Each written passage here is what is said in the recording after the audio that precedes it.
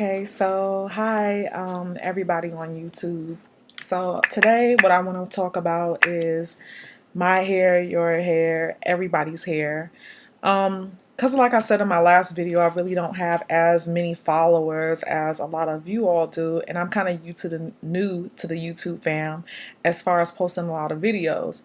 And a lot of my friends who have been seeing my videos, especially the first one that I posted about an Aveda product, because I do attend a Aveda Institute, and she very honestly, openly wanted to know about what the difference was between like ethnic hair, as in African American hair, and hair like someone who's Caucasian or Asian or Indian or Hispanic.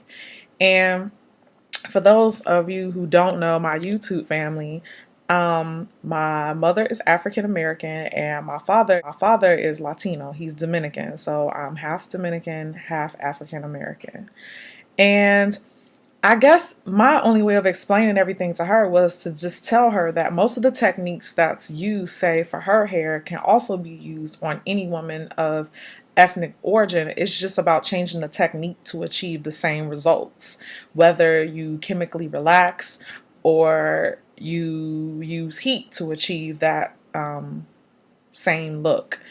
And I wanted to kind of shout out to her, who she's under the name, I think, Scarecrow 814. I knew I had it.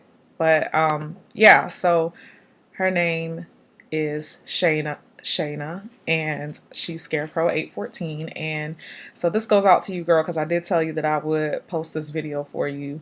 And I just have to say that my point of view, I've been doing hair for a long time, and I decided to get back into this industry because it's what I truly love.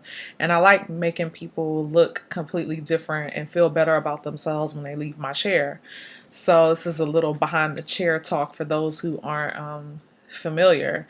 And I just want to say, the difference, I would say, in more ethnic hair than finer texture hair is that we need a lot of moisture. I mean, I know you guys are seeing how much my hair has grown since I did my very first video, and this is my natural texture. I am very curly, very wavy, and I just went to Platinum Blonde about 3 days ago.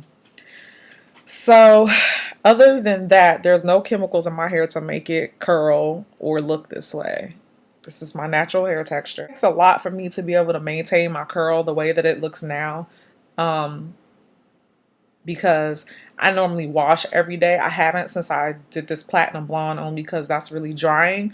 But normally after I get any kind of service that's dealing with chemical, I use like an olive oil to really put the moisture back into my hair. And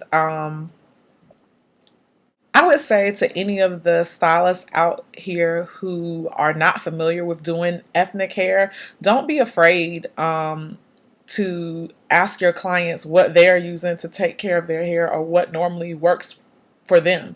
Because I would say, from being behind the chair, the best way to educate yourself in how to take care of clients who have different texture types is to let them educate you on what has worked for them and what hasn't. And even though you know you don't want to mess up anyone's hair, you'll learn from trial and error what are going to be the best products for someone who has more textured hair, whether it's thinner or medium or to fine, or it's really coarse and dense. Because for me, not only my hair is very deceiving just because it's very dense, even with it being short. I have a lot of hair on my head, and it's also very thick. So, and products is always a must. I kind of want to point out and make something that I want to say to all my African American women, because this like bugs me to death, to feel the need that you have to like load your hair down with a lot of product to give it that shine and that sheen and make it hold a curl or a wrap or however it is that you're styling your hair. All a myth. There's so many things a style the way that you might want it to if it wasn't so weighed down.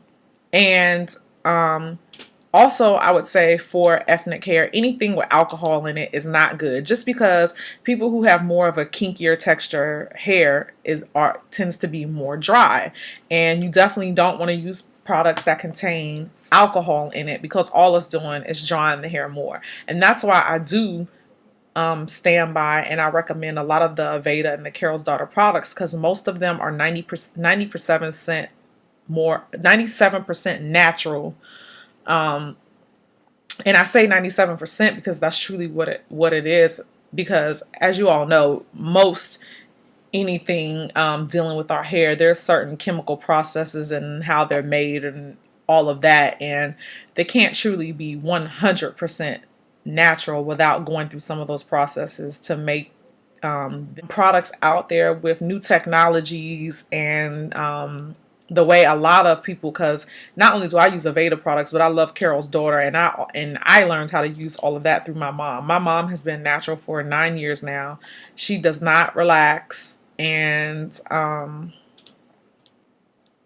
I love it. I would have to say too, my favorite thing would be the black vanilla leave-in conditioner.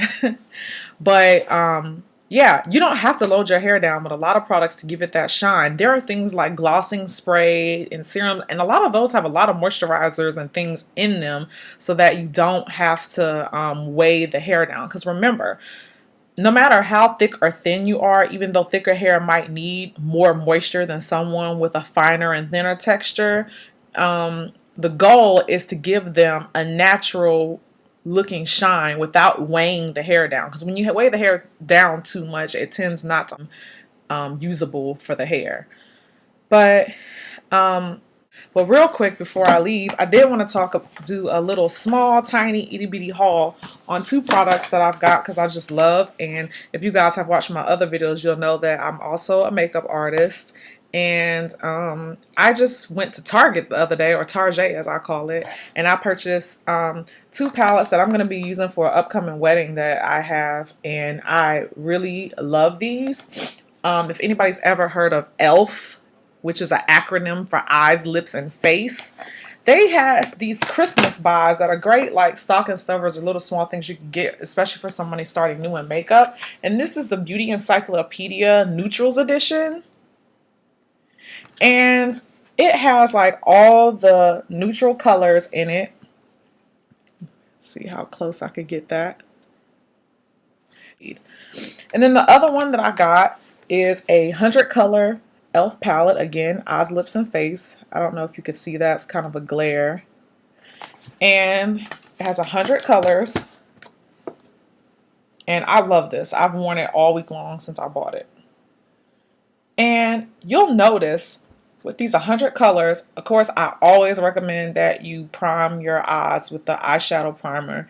And then it won't matter what kind of eyeshadow you buy. It will all stick just the same with a correct eye primer. Everybody for coming to watch my video. Please post any comments or questions you have. And I'm not trying to be funny, but don't be intimidated.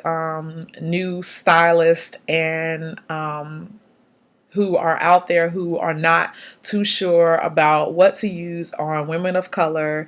If you're not a woman of color and you don't have experience with dealing with that type of hair, or even someone like me who has a mixed texture hair, don't be afraid. You know, your client is the best person who can educate you on what's worked for their hair. It is definitely a trial and error process, and I would just, you know, challenge you to get out there. I mean, it's just hair, it'll grow back. That's the wonderful thing about being a hairstylist. It's just hair, it grows out. And if you see, just as me, I plan on growing my hair back long. And if you guys remember in my first videos when I first started talking to you, I had just shaved my head. So please, please, please accept the challenge, get out there and chameleonize yourself today. I want you all to take a look at my blog. It's going to be chameleonizeme.blogspot.com. I'll definitely put the link down below, and leave your comments, requests, and questions, and I'll always do my best to get back to you. Look forward to chatting with you guys soon. Ciao.